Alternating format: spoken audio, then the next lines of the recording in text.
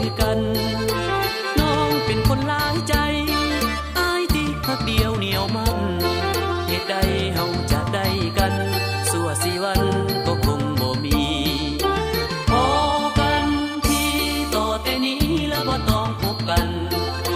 น้องก็จงไปพอน้องอ้ายก็จะไปพออ้ายหันหลังใส่อย่าพบหน้ากันเอาหันหลังใส่อย่าพบหน้ากันเฮาฮักกันบ่ได้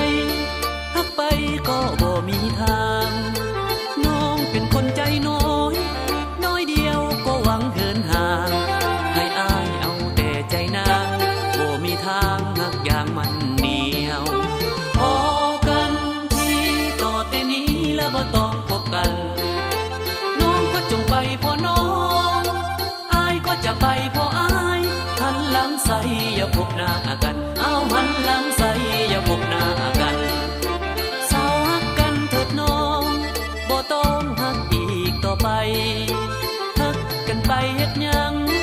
แยกทางไปหาเอาใหม่ฮักกันมันลำบากยากใจบ่ได้อ้ายก็บ่เอาบ่ได้อ้ายก็บ่เอา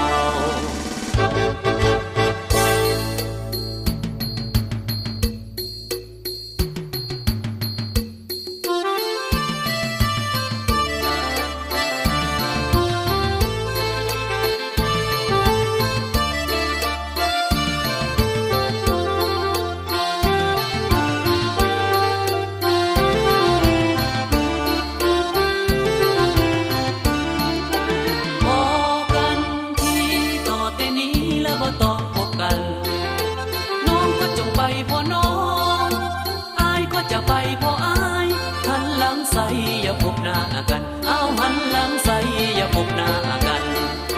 เศร้าฮักกันเถิดน้องบ่ต้องฮักอีกต่อไป